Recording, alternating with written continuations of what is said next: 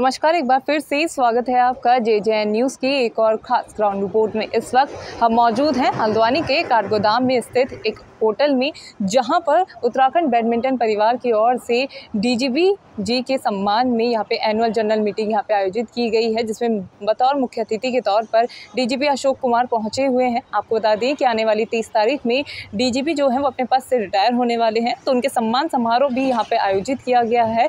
तो चलिए बिना किसी देरी के बात करते हैं उत्तराखंड के DGP अशोक कुमार जी से। साथ ही जो यहाँ पर कुछ खिलाड़ी यहाँ पे मौजूद हैं उनसे भी बात करेंगे और जानेंगे कि किस तरह का जो कार्यकाल है DGP सर का वो रहा है। तो बिना किसी देरी के चलिए आपकी मुलाकात कराते हैं उत्तराखंड के DGP मिस्टर अशोक कुमार जी से। सर नमस्कार। नमस्कार सर, जिस तरह से आज यहाँ पे कार्यक्रम आयोजित किया गया है और आप यहाँ पे खुद शिरकत करने पहुँचे हुए हैं, क्या कहेंगे? बहुत अच्छा लगा। हल्द्वानी और कुमाऊं क्षेत्र के लोगों ने जिस तरह से अपनी भावनाएं व्यक्त की, और हमने पूरा कैरियर में कोशिश किया है कि पुलिस अपराधियों के प्रति सख्त हो, आम जनता के प्रति मित्रवत हो और पीड़ितों के प्रति संवेदनशील हो। उसका असर देखने को मिला और लोगों ने अपने मन से कहा कि लोगों के मन से पुलिस का डर कम हुआ है, क्योंकि पुलिस का डर सिर्फ अपराधियों में होना चाहिए, आम आदमी में नहीं होना चाहिए। सर, जब आपने यहाँ पर ज्वाइन किया था तब आपने उत्तराखंड में क्या समस्या देखी थी और अब उस समस्या पर कितना काम उत्तराखंड पुलिस ने कर लिया है? देखिए, जब मैंने एज DGP ज्वाइन किया तो कोरोना काल था, कोरोना था, कुंभ था, फिर 4 धाम को दोबारा शुरू करना था, कांवड़ यात्रा को। अब लेटेस्ट चैलेंज साइबर क्राइम आ गया और ड्रग्स, ये चुनौती और बड़ी हो गई है। तो इस वक्त हमारे साथ मुकेश पाल जी हमारे साथ मौजूद हैं। सर, बहुत बहुत स्वागत है JJN न्यूज़ में आपका। धन्यवाद। सर, जिस तरह से आज DGP अशोक कुमार जी यहाँ पर पहुँचे हुए थे, क्या कार्यक्रम आयोजित आज किया गया था? DGP सर का जो कार्यकाल है 30 तारीख को उनका रिटायरमेंट का कार्यकाल उनका ख़त्म हो रहा है। उसके उपलक्ष्य में उन्होंने एक यहाँ पे नैनीताल पुलिस द्वारा आयोजन रखा गया था और उनका एक सम्मान समारोह था छोटा सा, और उस सम्मान समारोह के साथ ही मैं भी कल ओपन नेशनल से मेडल लेके लौटा हूँ। तो उन्होंने उसी मंच से मुझे को भी सम्मानित किया है, और जो सिल्वर मेडल उन्होंने उत्तराखंड को दिया है तो उसके लिए उन्होंने सम्मानित किया है, मेरे को भी सम्मानित किया है।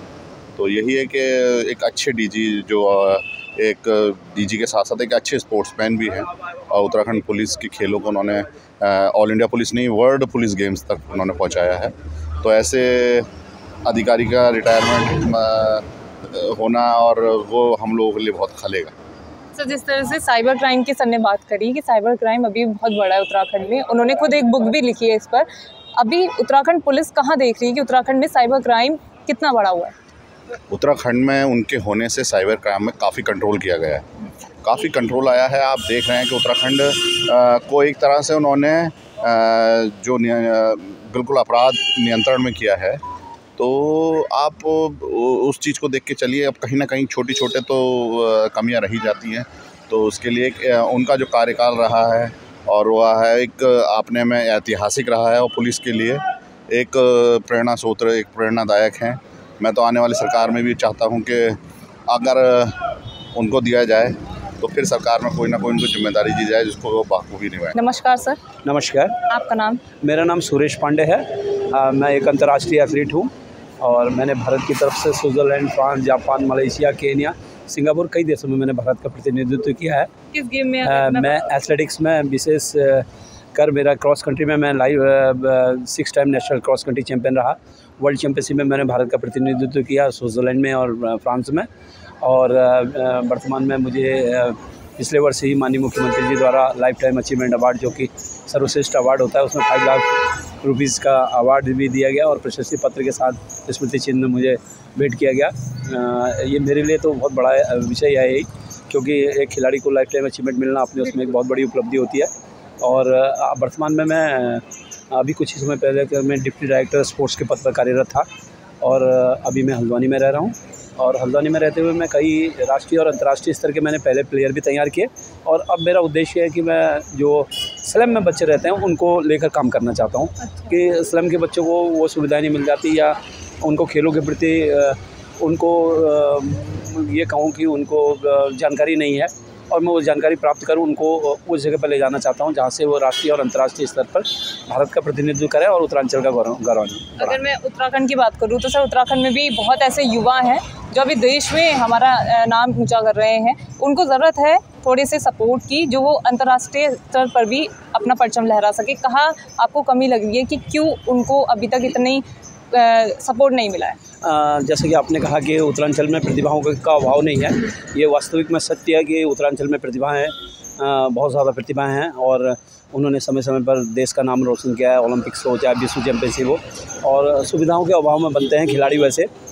और आपको मैं ये जानकारी में लाना चाहता हूँ कि वर्तमान सरकार खेलों के प्रति बहुत जागरूक है और उसका प्रयास है कि समय समय पर माननीय मुख्यमंत्री जी हों, चाहे खेल मंत्री जी हों, चाहे खेल सचिव हों, निर्देशक हों, उनके डायरेक्शन में खिलाड़ियों को बहुत ज़्यादा सुविधाएं इस बीच में मिली हैं। जैसे कि आपने छात्रवृत्ति योजना देखी कि खिलाड़ियों को 2,000 रुपये पर मंथ और 10,000 रुपये की एक मुफ्त किट भी दी जा रही है।